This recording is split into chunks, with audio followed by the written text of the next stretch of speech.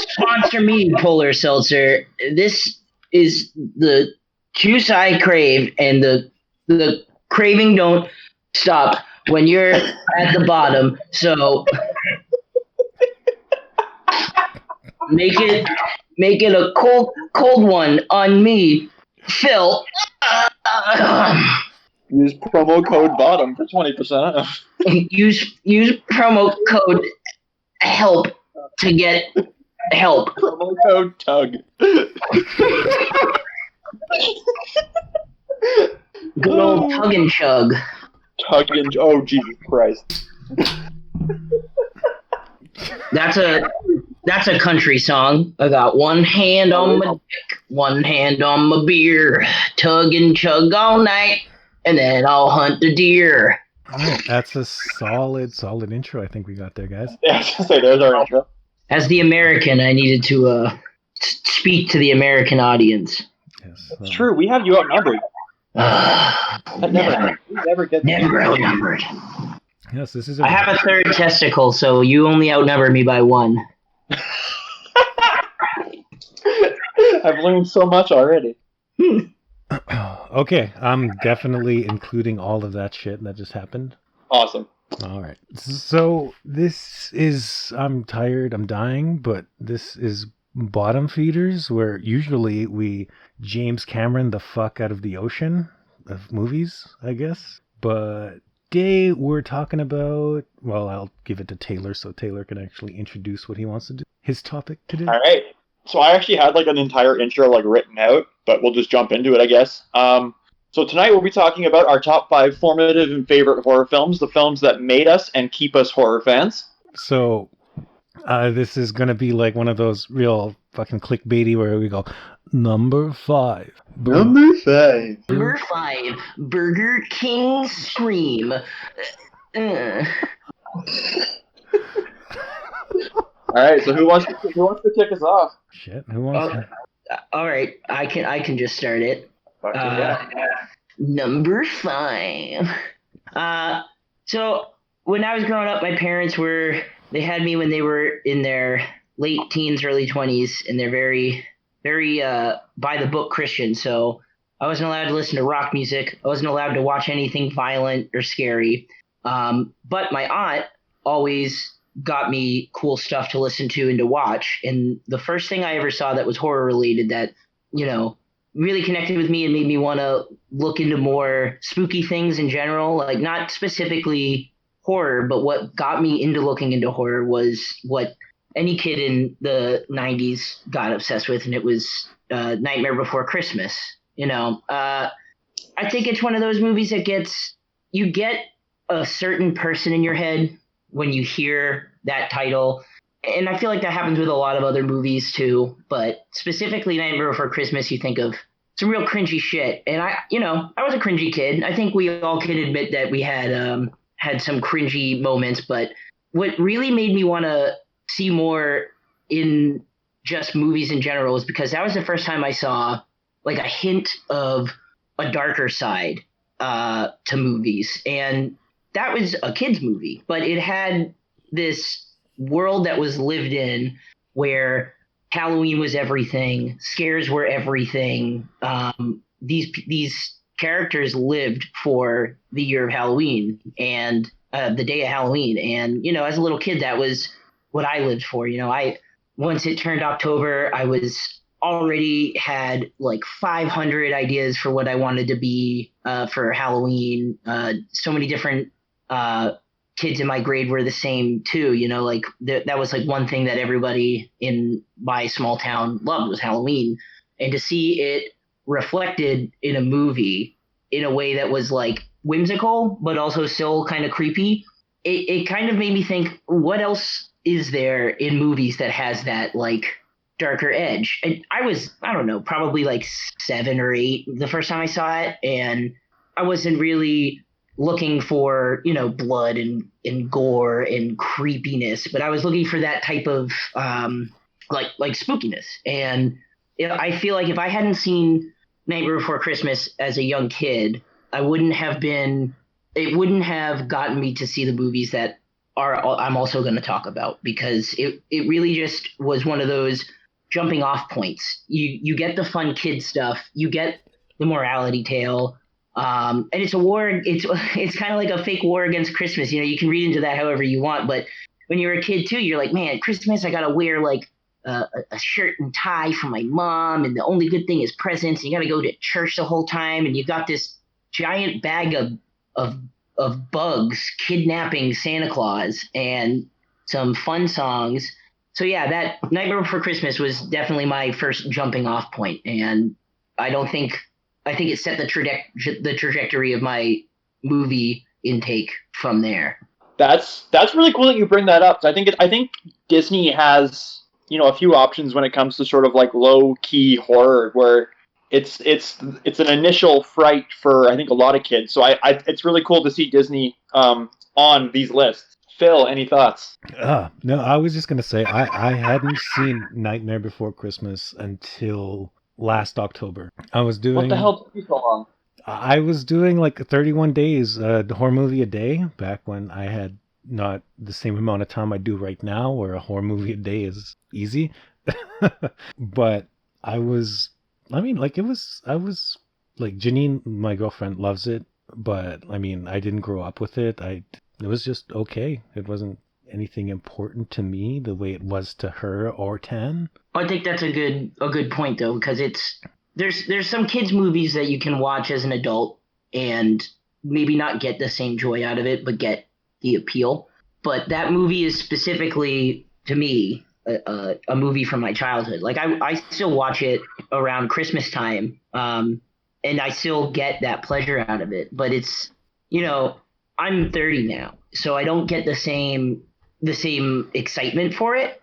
I'll always have those first few like years of just playing that tape over and over and over again, and looking at all the cool monsters and listening to the fun songs. But it definitely, if you're watching it for the first time later in your life and you've already been in horror, I think it's going to probably fall a bit flat, especially compared to like what else Tim Burton has to offer. Because you've got Edward Scissorhands, which is another great like kind of kids movie, kind of horror adjacent, and he just creates these creepier and more involved movies as time goes on. That Nightmare Before Christmas is delegated to being a kids movie, even if it has some more mature undertones to it. It's not going to pack the same punch if you watch it later in life and not as a kid. And like before I ever really paid attention to directors, as a kid, like I tell you who the directors were of the movies that I loved when I was a child. But I think it was later on in life that I found out that Tim Burton made Mars Attacks. And I was like, holy shit, I love that movie. That was like my jam when I was a kid. Like I could never get anybody to watch it with me because I don't know why.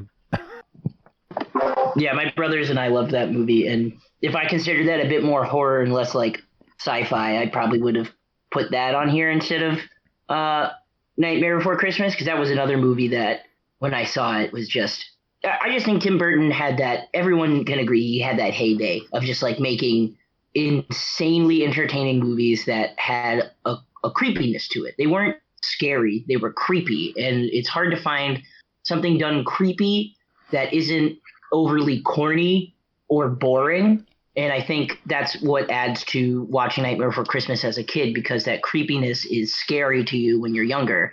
And then if you're watching a bunch of claymation monsters run around singing about scaring kids and you're like, past a certain age, it's just going to seem corny and played out. But he has that creepy aesthetic that really helped me as a kid to be like, oh, I'm interested in this. What else is creepy? What else is scary? And let's go from there. Edward Penis Hands is plenty scary. Ever seen that spaghetti scene? Oh my god. So moving on. Yeah, no, it's hard to argue with any of the points you brought up, as I do think that's a really good sort of intro to spooky, like you said. So I guess without further ado, Phil, you want to introduce us to your number 5? Hell yeah! Except I'm gonna take a leak real quick because I've been chugging beer for fucking I don't know how long. I'll be right back. Just better not make it in. No, I'm fucking Oh keeping my this shit. God. Number 5. Well, Phil's number 5 is I'm just gonna go like I think I'm gonna try and go chronologically, like from when I was the youngest to when I was the oldest. I guess I don't really have a set Yeah, order for any of this, that's what I'm doing. but one of my many distinct memories from childhood is losing a baby tooth and getting $5. And like back then, like my mom was a drug dealer. She sold weed and all that other stuff. So like she didn't really give a fuck. So yeah, she's like, yeah, here's $5 underneath my fucking seat. So I was like, oh sweet, I can go rent a movie with this. And like I think my mother is the reason that I love horror because she told me this story about like my nephew was about maybe 3 4 and she was watching horror movies while he hid behind the couch and he was just like behind there saying I'm scared. And my mom laughed because she was like, oh, he's just like you when you were a kid. So I'm thinking that when I was maybe about like 3 or 4, my mom would just throw on horror movies and I would hide behind the couch and listen to them. But yeah, in keeping with that, I lost a baby tooth. My mom gave me $5, but she also gave me a note that said I could rent whatever I wanted from a local video store. So I got to walk that over, like, about a half-hour walk as a 6 or 7 year old down over to the video store, and I got what I rented was fucking New Nightmare. And Yes. looking at it now, there's so much meta stuff that like you're not gonna grasp when you're a child. Like it's the same way with a lot of the horror movies that I have on my list. Like there are things that I never grasped when I was a kid back then, but they became apparent as I grew up. And I mean, the meta commentary in New Nightmare is something I didn't see. It was just like this is just another fucking creepy ass Nightmare on Elm Street movie, and it sticks with me because mostly it's just goes to show that my mother was just like, go ahead, rent over whatever the fuck you want. I'll write you a note that says you can rent fucking porn if you. That's real power. Mm-hmm. When you're a Was kid. that your first Nightmare on Elm Street film? I don't believe so. That's incredible. That's such a weird entry to that series. Yeah, it's like I hadn't seen it for since geez maybe a good decade or so until we did a viewing party on the Discord. Right.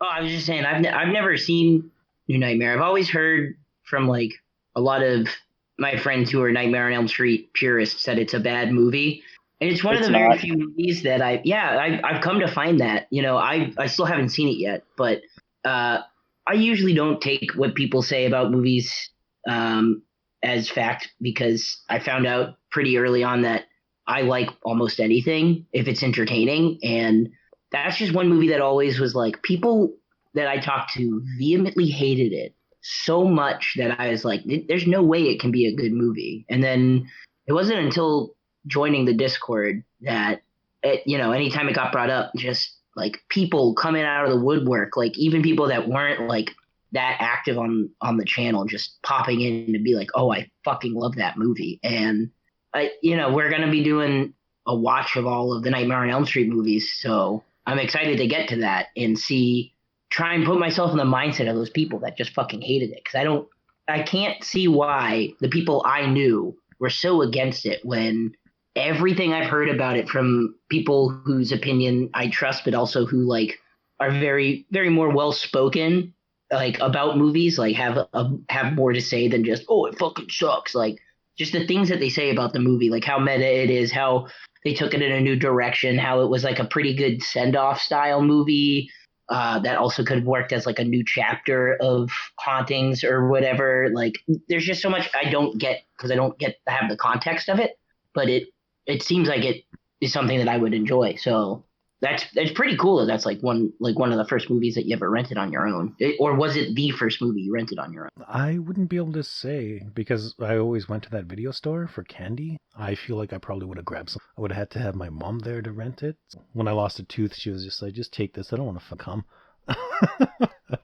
I love that Phil's list is born out of childhood trauma and Tann's list is made out of childhood wonder.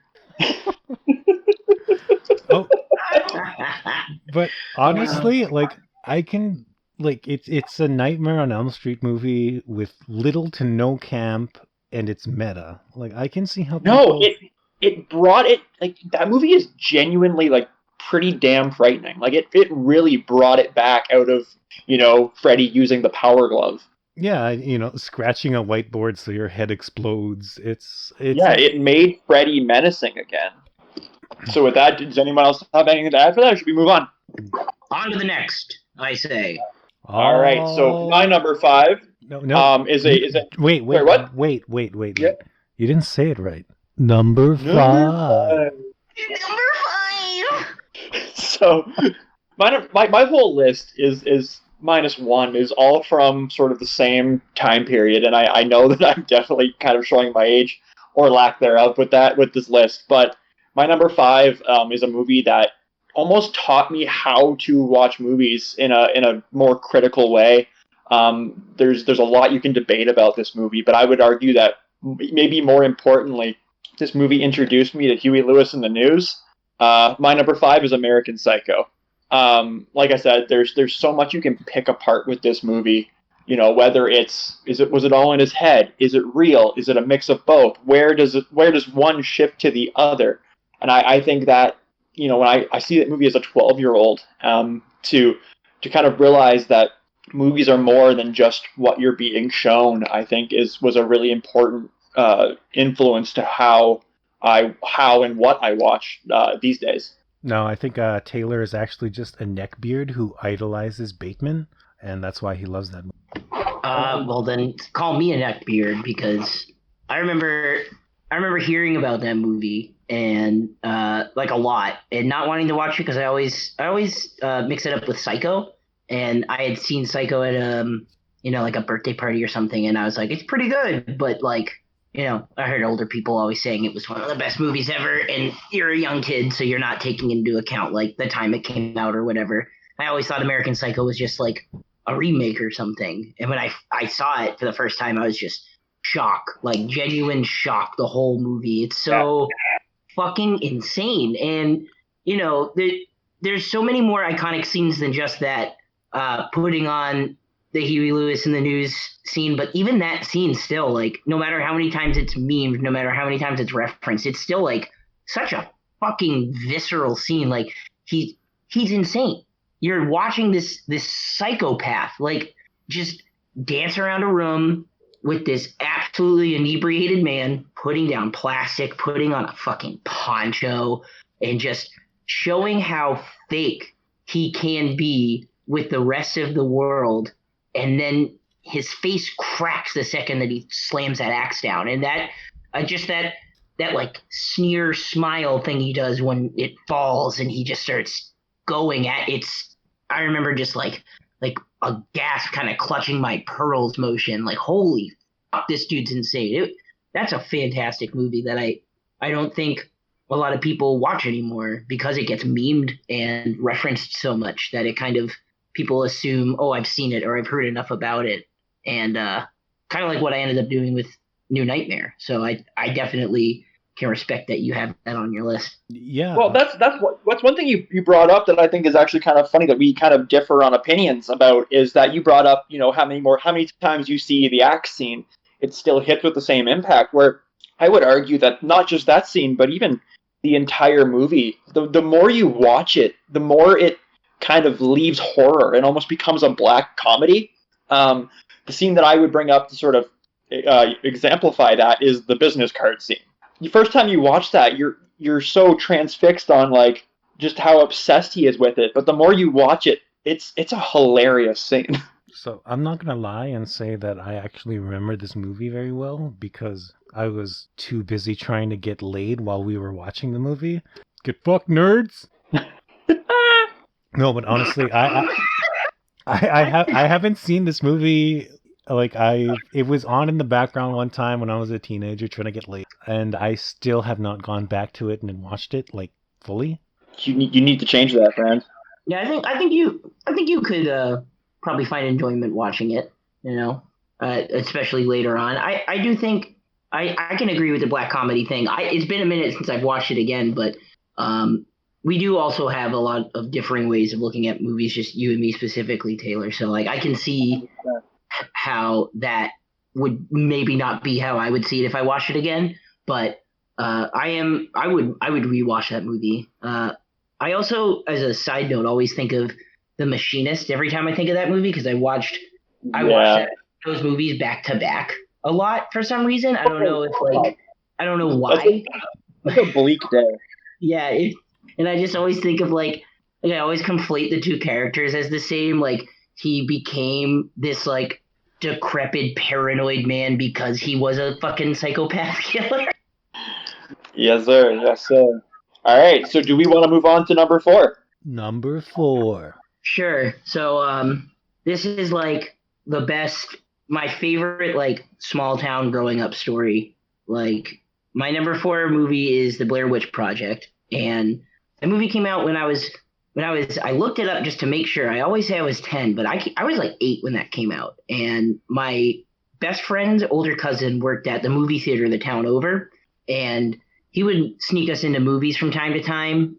Not so much when we were this young. I don't know what the hell happened, but we would ride our bikes around, and if we ever found ourselves near the movie theater when his cousin was working, we'd go in, we'd say hi because he'd be at the ticket stand, and if there was anything we wanted to watch, we'd let him know. And I remember just like seeing all this stuff on the computer. My dad had just gotten a computer for our kitchen, and his brother-in-law was like one of those huge early internet nerds. So like anything that was happening on the internet, my uncle knew about, and he was talking about this movie that he was like, yeah, like these kids went missing and they don't know what happened, and they found these tapes that they're gonna show. And my mom's like, that's disgusting, and that like piqued my interest. It's like what? And so being younger, there was this like disconnect between my parents and me with the computer. Like I knew how to look at the search history, so I would look up all the Blair Witch stuff, and it was so fucking cool. And my brothers and I were like, "This is really cool. I want to see that." There's no way mom would ever let us see that, obviously. And what happened was, I just happened to be biking around, and we got our friend's older cousin to sneak us in to this movie, and I cried. I almost pissed my pants. When you see that movie as a fucking like 8 or 9 year old, it's just that was what I was looking for horror. Like I knew from that point on, I was like, this is, and I thought it was real. We all thought it was real, and it was so the experience of it, the fake lore that they created, the sci-fi fake documentary, like just further like putting it in your head, like this is real, this happened, and that voyeuristic charm of we're seeing something we're not supposed to be seeing, and there's like that weird overlap from my age of where I believed in the boogeyman and I believed in like creepy shadow shit living in the woods, and I grew up in the middle of a swamp with a huge woods in my backyard, and that movie, it scared me in one of those I need to learn more kind of ways. Like it didn't scare me away, it scared me into it. And that's when I started renting more movies from the Hollywood Video down my street, and my little brother also got super into horror, and we would just find like any tape with cool covers on it because that movie just fucking it stuck with me so much. Those actors seemed like they were really lost in the wood.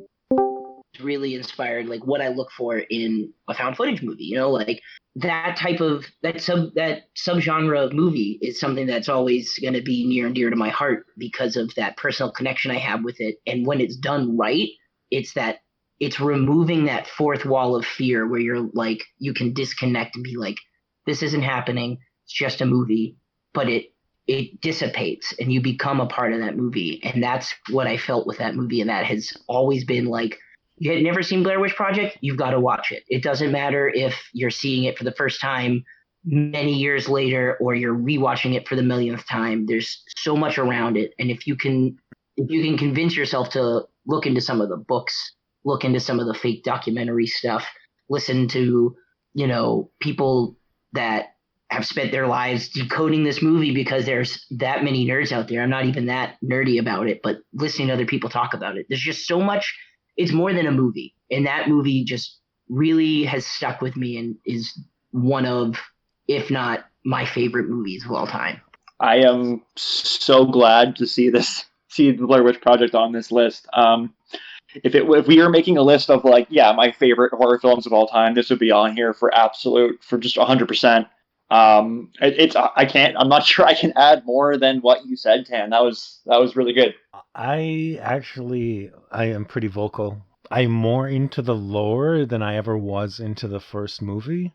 I watched the first movie when I was older and stuff like that, and I could not get into it at all. And this was at like the high point of my found footage infatuation, which began with that's my number one right now, but I could not get into this movie. Didn't like it. It's okay to be wrong. That's fun. Fucking banned. I get it though.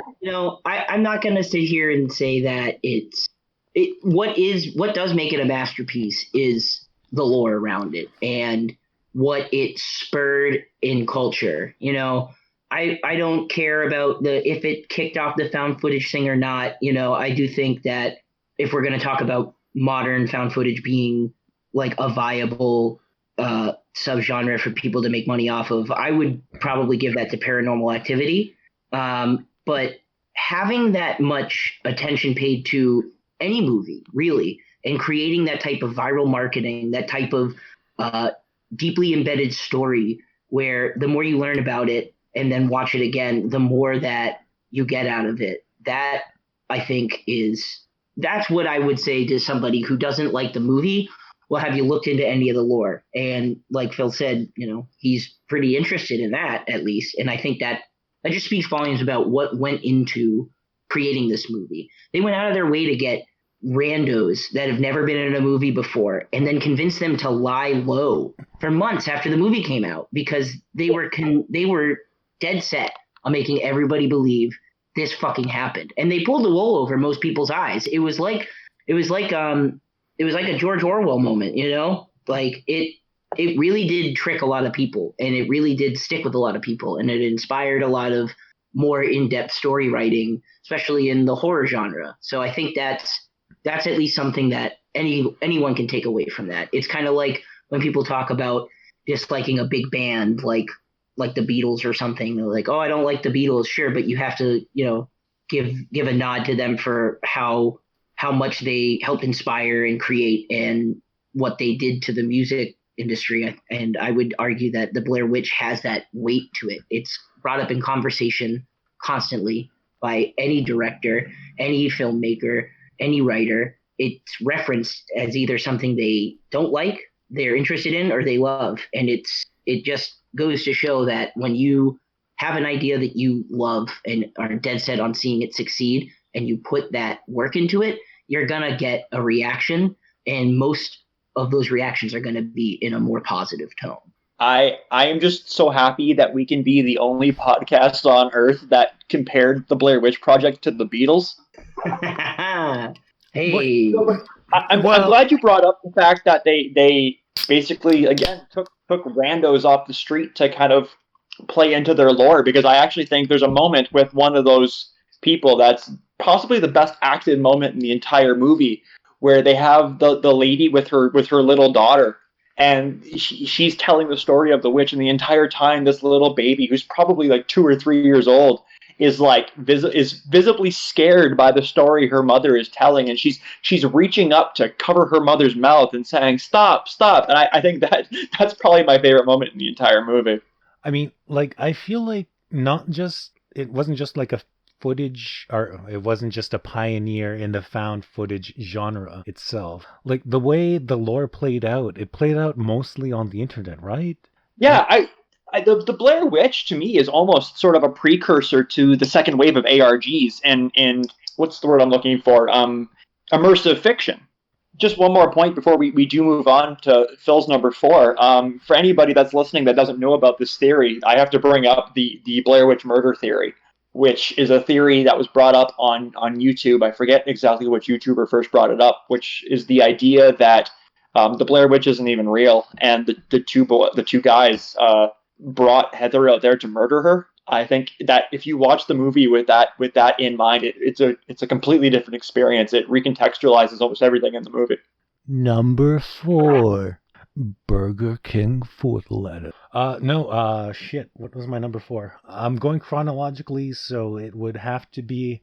I'm just gonna choose one because I'm pretty sure they both occurred at the same time. But number 4 would have to be. I'll just say Brain Dead because I'm pretty sure I watched Brain Dead and my number 3 at the same. Brain Dead. I watched it because as a young kid, my mom would shift work as a nurse, so she would be gone like overnight sometimes and stuff like that.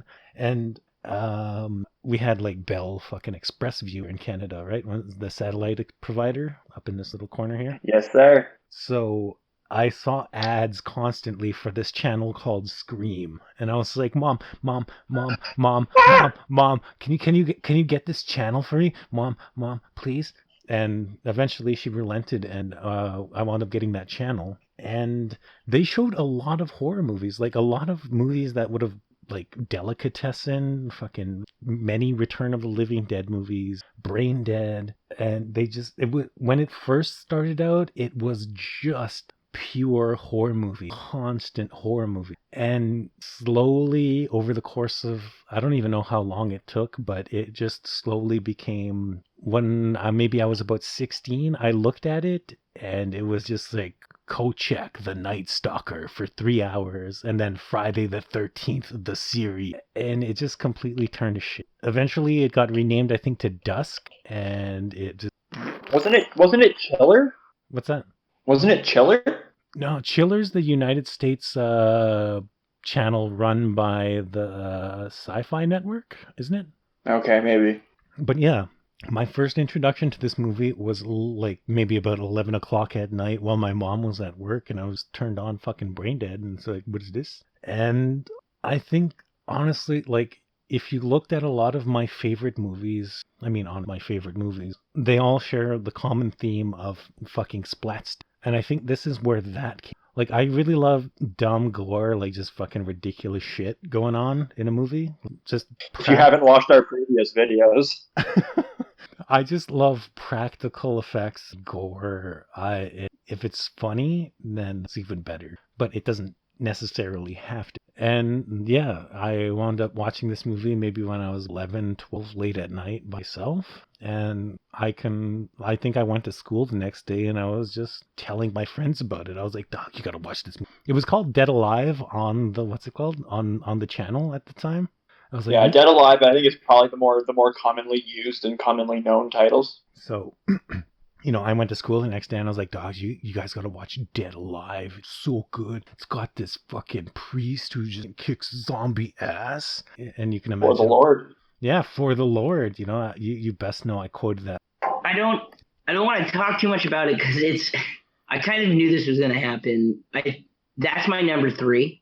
And so I'll say my points on it when it comes back around to me, but just to jump off the splat stick stuff, that is like 100% what I love in a movie too. Like I have this affinity for, like, if I'm gonna put something on that I want to watch, like slow, pay attention to, I love watching like giallo and slasher movies, because if it's a good giallo or slasher, there's like a mystery to it. But there's that love for, like you said, practical effects are one of my favorite things in a horror movie. Like watching somebody blow their fucking brain out and like see like the blood pack and like all of the meat crap that they mix in to throw against the wall, or like in the Thing, just how they made that fucking creature. Like there's something about seeing a practical effect, seeing something absolutely horrific and gory, and then someone popping in and being like, "Man, that looks worse than my dick when I fucked the dishwasher." And you like that fine line between too funny for it to be a horror and too horrific to be a comedy.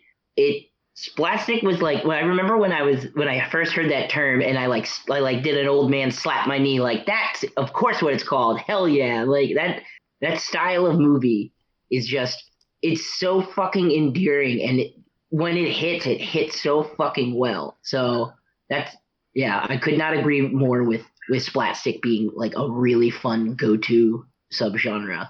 I am so glad you guys had a lot to say about Brain Dead because I cannot stand that movie. Oh. So it sounds like I might be a little bit quiet for a little bit.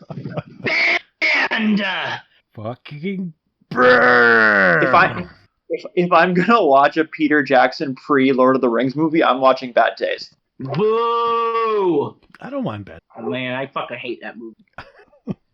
Well, I'm Alrighty. glad everyone's listening to the first episode of the Bottom Feeders podcast because it sounds like it could be the last. We're the Beatles of podcast. I'm gonna go down to fucking Toronto area and try and find. Speaking Well, of I'm really hoping I can get back a little bit of my cred with my number 4. Number four on my list. Number 4 on my list is a Japanese film that I guess you can maybe argue that it isn't horror, but it's a movie that's always stuck with me as a if this was to actually happen, it would scare the living crap out of me. And so yeah, my number 4 is Battle Royale.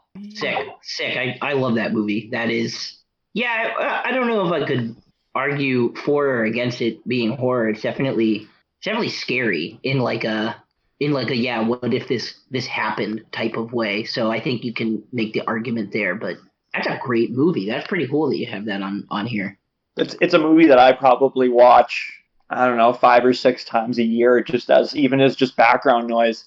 I don't know. It's a movie that's always really stuck. I mean, the book is great too, but the movie particularly is a movie that's always really stuck with me. It's the way it takes 40 kids and you get to know each and every one of them to different degrees. Obviously, you know, Nobu and his crew are the main characters, but you can feel what every single one of those kids is feeling at a different point within the movie, and all the little interplays, whether it's you know, Nobu and his group or the girls up in the lighthouse. You feel every single blow in that movie.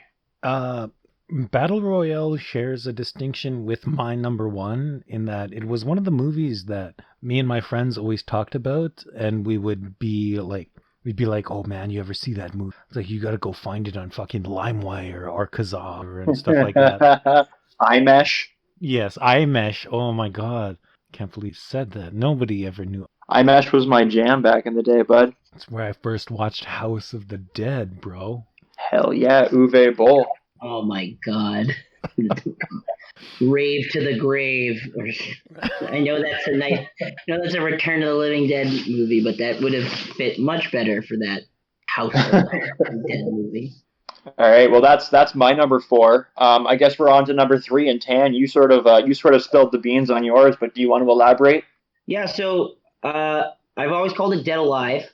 When I was around like probably 12, maybe a little younger, that same computer that my uncle had set up, I like owned that computer. I had an obsession with AIM, and I would blast the Misfits and play fucking PopCap games. And then I found YouTube when I think it was only like 20-minute. It was either like 15 or 20 minutes was like the limit that a video length that you could have on YouTube at the time. And there was also like a kind of like a free for all of piracy movies. Like there was no real copyright issues yet. YouTube hadn't gotten that big, so I watched a lot of movies for the first time in chunks on YouTube. 9 or 10 parts. Yeah, exactly. That's how I watched A Clockwork Orange for the first time. It's how I watched Jeepers Creepers for the first time, and it's how I watched Dead Alive.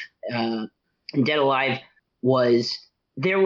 I love zombie movies. I couldn't tell you what the first zombie thing I saw. I think it was probably actually Scooby-Doo on Zombie Island. What that I fucking was like, I love zombies, but I wasn't seeking zombie stuff out. When I found it, I loved it. And Dead Alive had that slapstick stuff we were talking about. It had that not even tongue-in-cheek, tongue sticking out of a hole in the side of a cheek type of humor that was just so over the top. I can't say more than what Phil said about the movie in general, but what I always fucking what got me the most in that movie, besides the "I kick ass for the Lord" line, was the fucking baby. That fucking baby was just like that kind of like, ew, you have a huge smile on your face and you're like grossed out, but you're also like so happy that it's happening. Like, that's a fucking zombie baby. That is a fucking zombie baby. And it's fucking gross. The whole movie it's nasty. It's over the top. There's blood everywhere. There's guts everywhere. There's these stupid fucking lines that every fucking scene that are just so funny that I like. I did the same thing. I would go to school, like, guy, you gotta go watch it. It's on YouTube, and that was a movie I probably watched like every other month. Like I would just go to YouTube and watch it until they stopped doing that. But yeah, and I can't say much more than what Phil has already said. But I kind of anticipated Phil and I having something similar on the list, seeing as we have a pretty juvenile sense of humor and love for absolute shit. So And Yeah, I definitely feel like my list is kind of the outlier, but I think that's kind of the beauty of what we're doing. And honestly, I feel like Lionel probably just awoke some gay stuff in me as a kid because man, it's cute. Fuck, I would do Lionel and Paquita. I'd probably do the mom too, considering me. So yeah. join our Patreon to hear who else Phil would fuck in movies. It's I was gonna say, is that going to be episode 2? it's pretty much everybody. Like I'm Phil has no standards. Well, no. I have standards. It's just I have a curiosity, right? Like I'm curious, like people were curious about space, except I'm curious about how this person fucks. You know? Jesus.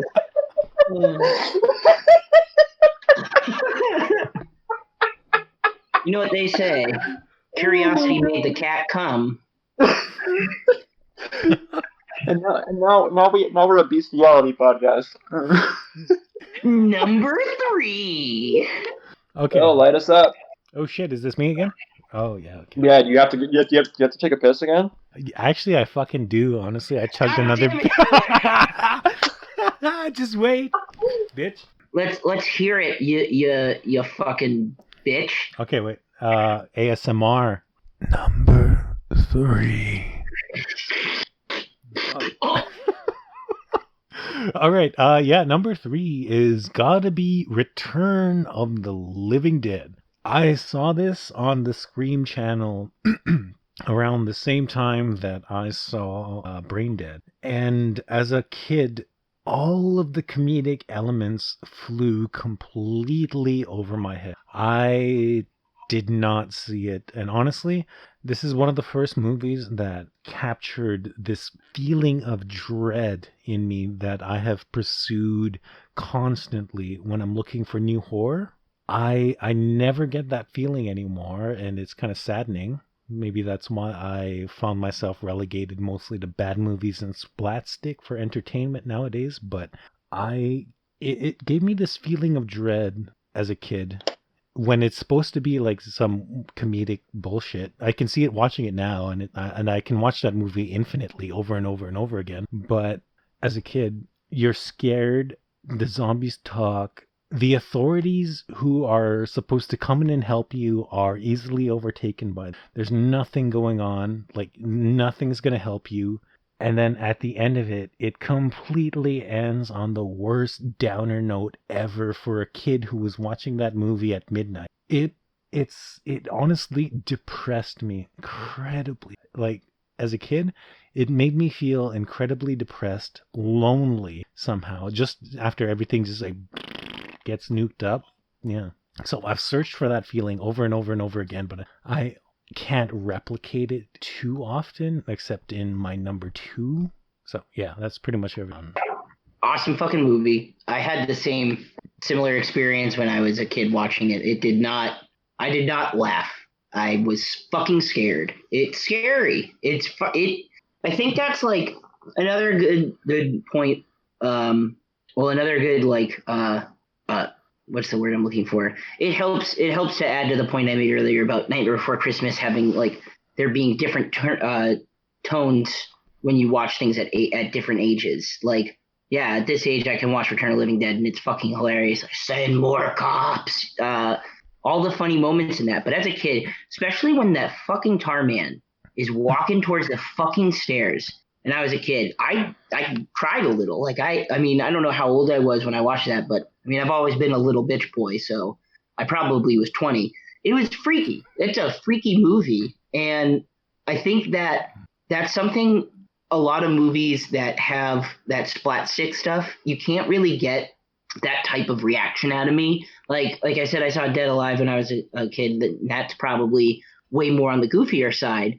But then watching Return of the Living Dead as an adult, it's super on the goofy side. Like I'm laughing the whole time. It's ridiculous. But seeing it when you're younger, it's a whole different experience. And I think that's a really cool thing about movies is you can watch something when you're 10, when you're 20, when you're 30, and get something different out of it each time if it's a good movie, you know? So pretty uh pretty real to admit that like it freaked you the fuck out. The pain. Oh Jesus, yeah, that fucking That fucking that scene. That scene was always in the commercials for Scream, with that little half zombie on the table. The pain of being dead. Yeah.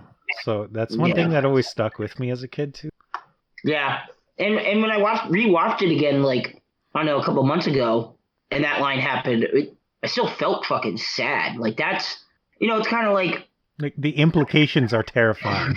yeah, like this is life after death if you have this disease. Like, guess what?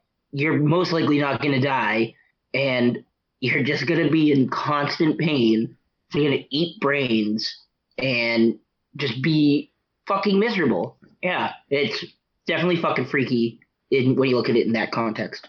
So are we good to move on? Yeah, we're good for Taylor's number 3. So my number 3 is when we talk about formative horror, this movie it's a big statement, but in a way it kind of changed my life.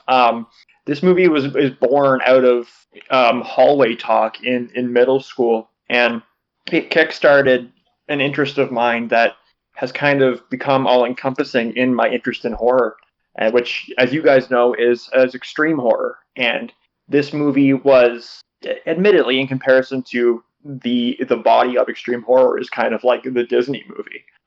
But it kickstarted something within me. So my number 3 is the first Saw movie. That's sick. I contemplated putting that on mine as well. That movie's great. I don't think anybody. I think it's hard for anyone to argue that it's definitely not as torture porny as the rest, which I still do like all the over the top torture porn stuff that they do later. But that movie's got a lot of darker tones that are just lost in the further movies, like the way that things kind of all come together slowly and what they accomplished with mostly doing it all in that one room and having all of that play out that way was a lot more intriguing. The other Saw movies, they're not thinkers. That movie was kind of like a thinker. That's one of the more, it's not super mind fucky no matter what, but when I first saw it, I remember being like going, what? Like every few minutes, Well, and I think that's part of the beauty of really just the first movie, is that it's a half a horror movie and half like a detective procedural. Yeah, for sure. And it's got an ending that'll blow your fucking mind. Yeah, that's a great movie. That's wicked cool that you have that on there. So Phil, you want to hit us? Oh, sorry, Tann, you want to hit us? Who's next? All right. So this is I want everyone to keep in mind that this is formative movies that pushed us forward in what we watched or really left an impact. My favorite movie series is Friday the 13th. I would never. I hate the argument that people make about the first. I think the first is pretty by the books, boring. It's not bad, but it's not great. I love Friday the 13th for the over-the-top kills, the Jason being an unstoppable, inhuman wrecking machine with no banter, with everybody like overacting and getting caught up in this stupid who's gonna fuck who drama, and somebody's so goddamn celibate and pure that they're just disgusted by everyone else. My number 2 is Jason X. I saw Jason X when I was like 13 on Sci-Fi, and when I was 13, I was getting. That's when I was like renting everything I could at Hollywood Video, which was our video store. And I would grab any horror movie that looked cool, and I would grab any sci-fi movie that looked cool. And I had watched most of the Friday the 13th at that point, but when I saw Jason X on Sci-Fi, there was just like, it's just so fun. Like it's not scary. That movie's not scary, and it's not innovative, but it took this series that had gotten so batshit crazy that you have movies like Jason Goes to Hell, and you're like, what the fuck else can they pull off? And they have the opening of that movie is a goddamn sting operation for a slasher killer. It is fucking nutso. And then he gets frozen, and we cut to way in the future, and he just starts killing people until he gets merged with nanobots and becomes this fucking hulking cyber zombie murderous. It's fucking crazy. It is a fun movie. It is what made me like at a young age go, dude, you can get some. It doesn't have to be like slapstick. It doesn't have to be super serious. It doesn't have to be super gory. It's fun. It just has to be fun sometimes. And I think that when I hear people talk about what they like about Nightmare on Elm Street, that's what I love about Jason X. He doesn't say anything in it like goofy, but you get some pretty cool kills. You get this fucking monster that you've come to be like, oh, that is the Mac Daddy of murderers as a goddamn cyborg, and it's in space. And that's like one of the funny tropes of horror franchises now. It's like, well, what are you going to do? Send him to space? It worked for Jason. I think that when people talk shit about that movie, they've probably only seen it once. If you watch it a couple times, even if you just watch it again with like a more open mind and not like, oh, this isn't the same as like a dude with a bag over his head who was drowned by camp counselors getting revenge. Like, no, because it's not about that anymore. It's about a dude who's like 8 feet tall, 5,000 pounds, putting your face through a goddamn wall. So yeah, Jason X number 2. I am a fellow Jason X defender. Hell yeah. One thing you forgot to mention though is that David Cronenberg has a cameo in Jason X. Oh my God, yes he yes he does.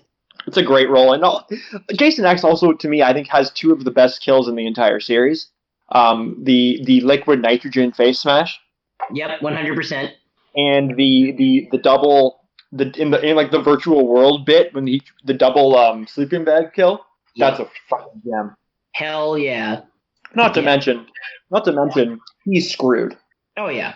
We could do an episode just on Jason X. That movie is it's just the definition of a fun movie. You know, it is incredible. I don't think that I would sit here and tell you that's the greatest movie of all time. And I don't even think it's not my favorite.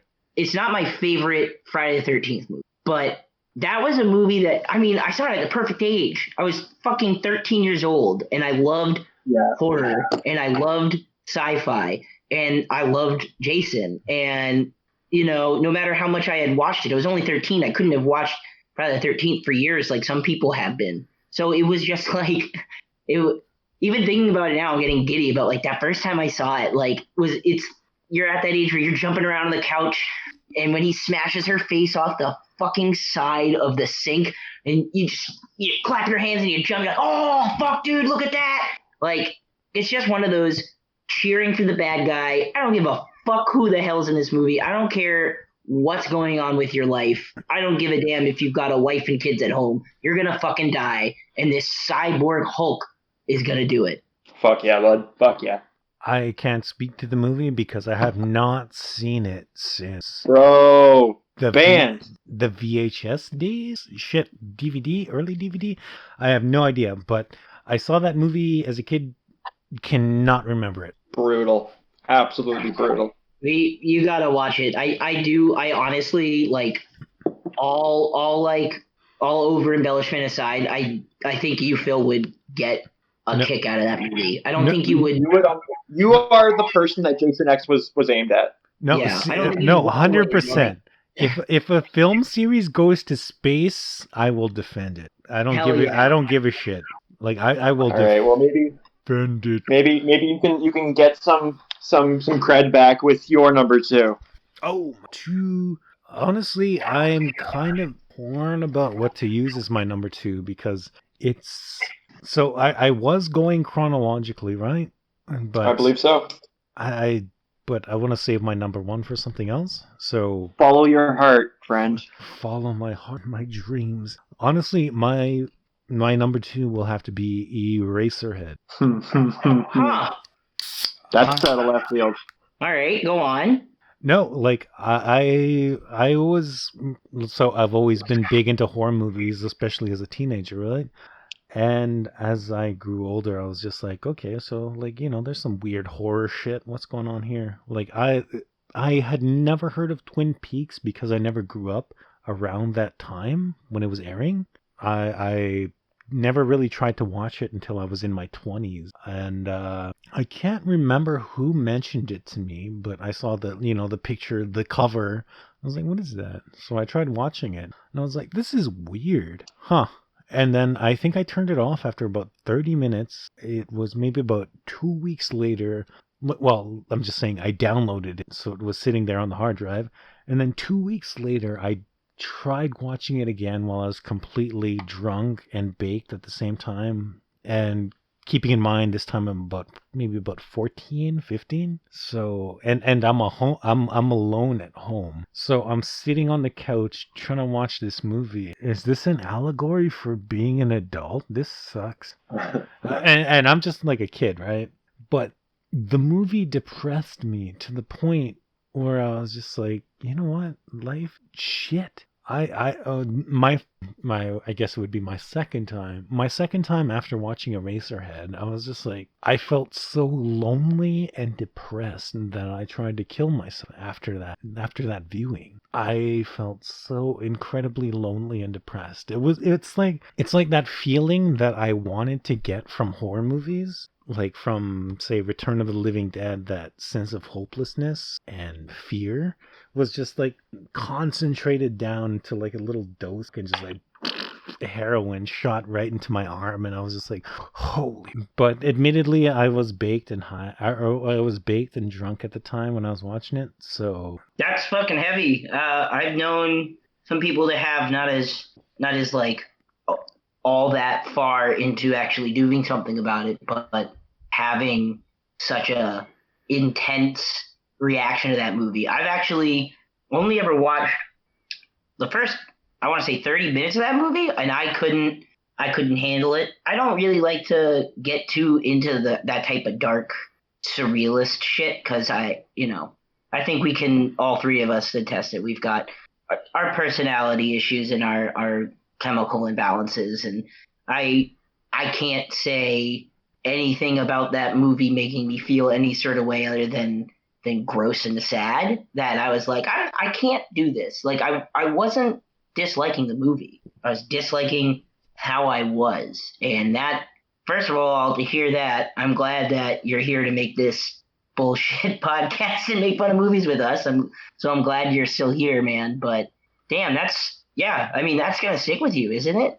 Like that's a real fucking reaction to a movie. I actually got drunk recently, and I watched that with Mick Lenario there. Just because Mick told me that he hadn't seen Eraserhead before. So it was like 3 a.m. I'm fucking hammered, and I'm like, fucking Mick, we're watching Eraserhead right now. I'm taking you with me. Yeah, we're both going. Well, holy shit! I did not expect this list to get that heavy. But I get the feelings that movie can produce. And like what Tann said, man, I'm glad you pushed through. I'm glad you're still here because then there we go. Yeah, that's what So I think about that. let's bring this back up a little bit. I guess it's my turn to rip through number two. And my number two is a personal film to me, but in a much different way. I think we all have that movie that was filmed near us that you can physically attach yourself to. And my number two is the first movie that I remember being like, oh, I know where that was filmed. I had a friend who lived on the street that parts of it were filmed on, and that obviously kickstarted in me a love of Canadian horror. So my number two is Ginger Snaps. Oh, damn, I can see that. Yeah. Tan, have you seen Ginger Snaps? Yeah, I'm trying to think about when I first saw that. I watched the first two at the same time. Yeah. The second one was all right. The first one was fucking great. I mean, First one is a masterpiece. there's also got to be a lot that's lost on us three just because we didn't grow up as females because Well, yeah, I was just gonna say, Ginger Snaps is a very very on the nose sort of allegory for puberty and for changes and stuff like that. But I do think, female or not, I think you can still relate to that fear of being that age, and I think that hits home regardless. And okay, honestly, like when I think Ginger Snaps, I think of myself being a kid and also having my best friend's sister cuddle up to me while we watched it. So it's another me trying to get laid movie. I feel like this podcast is just gonna turn into Phil trying to get laid. Get laid, dude. Get It's that like- shoe. It's like, oh yeah, Phil tried to fuck to this movie. Phil got laid to this movie. Phil fucked to this movie too. That'll be our next top five, is top five movies Phil has fucked to. Oh yeah, number one, August Underground. Hey, now let's not get into that story. I got stories about that one. Oh yeah, you got to say that for your own channel. Yeah, right. All right. So, do we want to jump into our number ones? Okay. So before we jump into number ones, I wanna like recap the lists. Is that cool? Yeah. All right. So just before we jump into number one, I want to take a second to go over everybody's list, and then we will jump into the main event. Phil's list. Number 5, we have Wes Craven's New Nightmare. At number 4, we have Brain Dead / Dead Alive. Number 3, Return of the Living Dead. And number 2, Eraserhead. Tan, your number 5 was Nightmare Before Christmas. At number 4, The Blair Witch Project. Number 3, Brain Dead / Dead Alive. And number 2 was Jason X. I had at number 5, American Psycho. At number 4, Battle Royale. At number 3, Saw. At number 2, Ginger Snaps. So, Tan, do you want to jump in and give us your number 1? Yeah, I've got to cheat and just give an honorable mention to Scream. I think a lot of people my age that like slashers also like. We had the 2000s that is arguably a good and bad time, but that was all inspired by Scream. And I had a lot of fun with all the movies that Scream helped get out there, like Urban Legend, Valentine, I Know What You Did Last Summer. Scream had that. Scream just feels like you're hanging out with your friends. Like you feel like you're in that movie. So I just wanted to give that a quick nod. But because we're talking about our most influential, and I've been talking about all this shit that I discovered between the ages of like 7 and 15. When I was 18 or 19, I had started going to college, and I was going for audio design, and I met a bunch of really nerdy film kids, and they were all super into horror. They were trying to make their own horror movies, and I told them, oh, I love slasher movies. Like that was what I always wanted to watch. Anything old, or from that period of 79 to 93 slasher movies. I loved them. And they said, oh, do you like giallos? And I was like, I have no fucking idea speak English.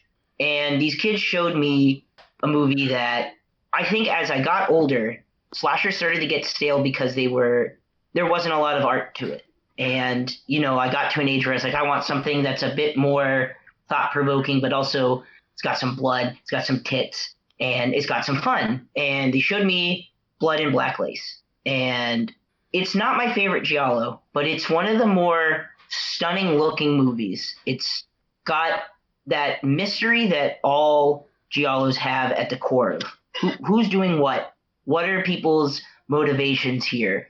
It's got blood, and it pushed me into this obsessive hole that got me to find some of my favorite directors like Argento and Fulci, and specifically Fulci. I don't think I would ever have found out about him. And City of the Living Dead is one of my favorite movies of all time, and I would have probably never. When I was a teenager, I didn't want to watch anything with subtitles. I was like, fuck that, I don't want to read. I'm not an artsy fucking loser, but I started watching these Italian movies, and I started to really enjoy the way that specifically Blood and Black Lace was shot. It had that drama style of shooting, like a very soft camera with slow pans and quick zooms and muted colors, where when colorful dresses or the leather that the killer was wearing, or any leather at all, was accentuated. It was such a visually stunning movie with a story that gives you a little bit of everything that I personally like in a horror movie. Without that movie, I don't think I would have anywhere close to the taste that I have now. And I think that's what kind of solidified my I'll watch anything if it's good attitude. I stopped being snobby about movies because I was like, what could I be missing? If I was missing an entire country's run of insane movies that were just made there, and I would never watch them because I was so nose up about subtitles, what else could I be missing? So that movie itself is good, and I like it. It's not anywhere near a favorite of mine, especially in the Giallo genre. Some would argue it's one of the best, but for me, it was just that movie that opened up a door to an entire world of movies that I didn't know existed, and I'm still climbing down that rabbit hole today. So yeah, Blood and Black Lace. I love that the movie that taught you not to be a snob about movies comes from possibly the snobbiest subgenre of all time. The snobbiest. And I love the Giallo nerds that I meet because they're the pretentious art house movie fans, and it's so, I think that there's also like a lot of trashy people in that I meet too, because they're proto slashers, and then as they continued, they're still just as slashy as slashers, but there's more substance to it. Whereas a slasher is just, hey, this guy's gonna kill a bunch of people, and do you know who it is? Or even from the beginning, you know who it is. It's fucking Freddy, or it's Jason, or it's the goddamn leprechaun. But with Giallos, there is the pretension of art movie to it, but it adds to it. It helps make it a movie as opposed to just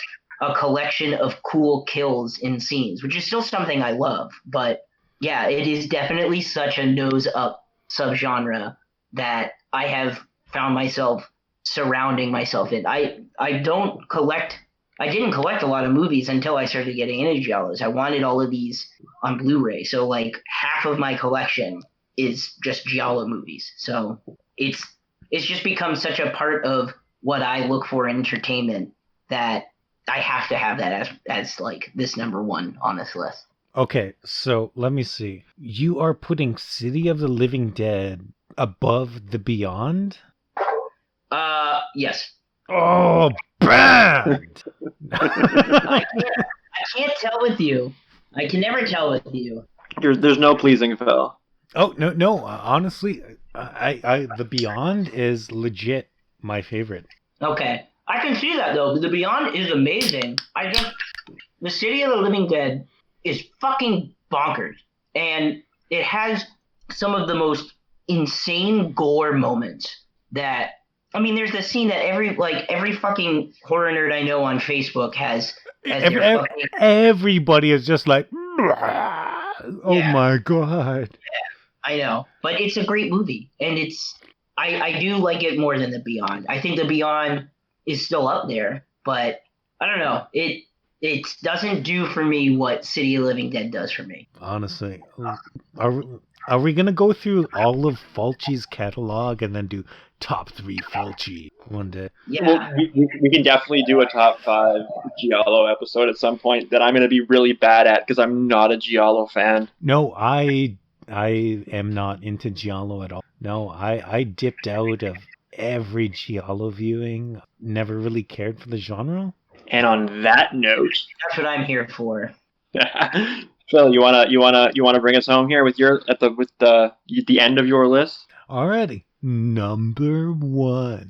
No, my number 1 is honestly going to be Cannibal Holocaust. Like, Nailed it.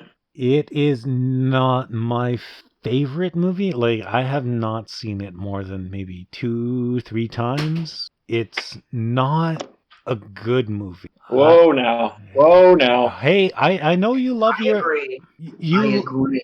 you love your Mondo, Taylor, but Yes, sir.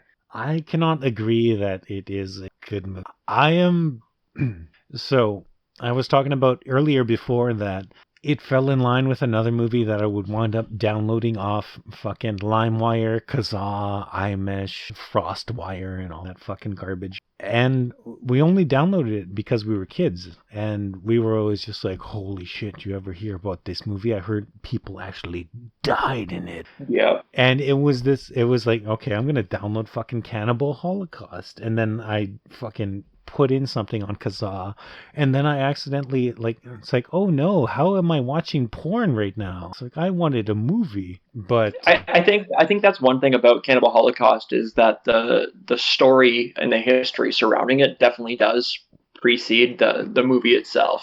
yes, It's a movie that lives on word of mouth. yes, it gave it this completely strange air about it that as a kid was fucking amazing because Oh, as a kid, you had to see it because it was the movie that everybody whispered about. It was sort of like a medal in your horror collection. exactly. I didn't talk to the kid who showed it to me for like a week after he showed me it. I punched him in the shoulder and I said, fuck you, and I left his house. That is the most like childhood reaction I've ever heard. I was so mad. He's like, you want to see a good scary movie? And the word I would use to describe the movie isn't scary. It's unsettling. And It's invasive. I was just talking with Taylor about this while you were taking your 10th piss of the night. That movie, that movie, I was thinking about putting on this list, and It was on my list. movie, but I was thinking about putting it on here because it was a movie that like spurred me further into darker stuff. I saw that, that was my reaction, and after I sat with it for a while, I was like, isn't that what they wanted? They wanted that reaction. They wanted you to be grossed out. They wanted you to be disgusted, and it worked. And I wasn't intrigued to see more of that. I was intrigued to see more of what they could do with something like that. But just because it was something that was a more of a pat on the back to keep going, it wasn't enough for me to keep it on this list. But Taylor also said he had it on his list until this morning. I did. It got replaced by Ginger Snaps. But yeah, like, so it was around the same time back when me and friends at school were exploring stuff like rotten.com or Ogrish and stuff like that. Jesus Christ. Yeah, I see the connection here. See, Fuck. so having a movie where somebody gets impaled or people get raped or anything like that was kind of just like, oh, we gotta watch this in the dark. And we it was just stuff we shared together back then. That's adorable. Yeah, I can see that though. I mean, when you're a kid, you're showing each other really gross shit and trying to freak each other out, gross each other out. So I didn't have a lot of friends like that. I had that one kid, and then my brother, and I'd always tell my little brother to suck it when he was like, "You want to watch something on Live Leak?" I'd be like, "No, what the fuck is wrong with you?" So I didn't have that. I had like the gross friends that were like, hey, you want to see this video of this dude shitting his pants? Or the bottle guy like trying to put a 40 ounce up his butthole and it breaks. Like That kind of stuff. Not. It wasn't a 40 ounce. It was like. Don't ruin the myth for me. Moving on. It was just like a regular jar. It was a mason jar. Yes, it was a mason jar. You both shut the fuck up, right? See, growing up, at my age, we had the Three Guys One Hammer. Oh my god, Oh, fuck. That's and I honestly do wonder if that's what kind of kickstarted my interest in Mondo and stuff like that. Was seeing that like right when it first happened. It was a weird, like, see, I was always into like just weird ass dead bodies and stuff like that. But when it came to Three Guys, One Hammer, I was like, holy shit. Oh, that it's a grim story. Like, I can admit that it probably... Don't tell me you tried to get laid to Three Guys, One Hammer. I was fucking this girl to Three Guys. Oh, fuck.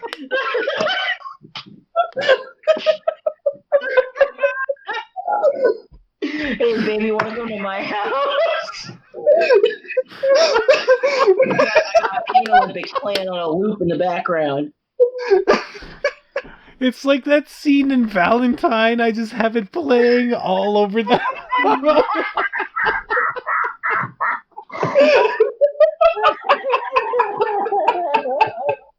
Oh, Jesus. Oh my god. See, I die. okay, like I was super big into gore and stuff like that, but Three Guys One Hammer actually fucking just set me right up, like, straight. I was just like, holy fuck, this is fucked up. Yep.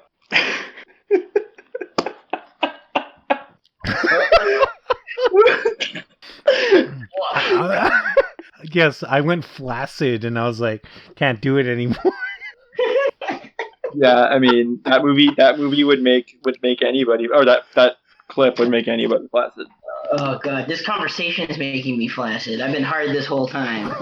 Damn it. All right. So I guess it's my turn to bring this thing home, right? Number one.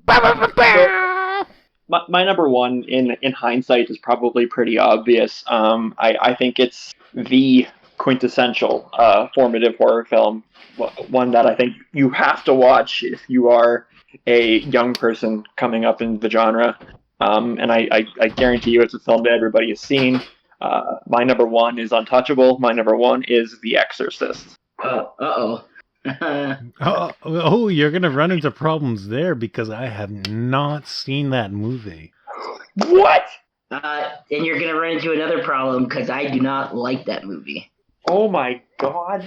I did not expect this. So here's my thing. I do not like possession movies. And also it's another thing about when I watched Psycho as a kid and it didn't do anything for me because it was the wrong time. I think by the time I had seen The Exorcist, I'd seen so much blood and I had seen so much over-the-top shit, and I just don't fuck with possession stuff, so it didn't do it for me. I like Exorcist 3. Never seen Exorcist 2. And my partner always yells at me about that. They're like, you've never liked The Exorcist. The Exorcist is a great movie. I'm like, it's just not for me. But I'm interested to hear, because you're talking to someone who's never seen it and someone who doesn't like it, what puts it up there for you? I just think it's a cornerstone of the genre. It brings to me, it brings everything together, especially, seeing it as, a 10, 11-year-old in my basement with my best friend. Like, I think, yeah, like it's I think it brings everything together, and it really kind of shocks me that I got that reaction from this. But I guess I'm glad that this somehow was only the second biggest downer of this countdown. What was the biggest downer? Oh, Phil's Eraserhead story. I thought you were gonna say Phil not getting laid to Three Guys One Hammer. No, that's a relief. That means I can still be friends with him. I'll say that I get it, and I'll like jokingly talk shit about The Exorcist, but I don't know. I don't know what it is. I think it's just because my family has always been so over the top religious, right? That I grew up with grandparents and great grandparents that like talked about demon shit all the time in such a serious light, but I never took them seriously, and I thought it was so fucking ridiculous that when I watch possession movies, I'm just like, this is ridiculous. Like, I also had like that, being an American that grew up in New England, specifically Massachusetts. I read so many things about the witch trials, and that those girls were basically faking it, and a bunch of people were murdered because they pretended that witches and demons were real. Like that kind of horror always falls flat for me. That when I see it in a horror movie, it's just not it's not that great. Like I like I'm gonna mispronounce it, but that movie that Monk's always talking about, Gonjam. Um, Ganji.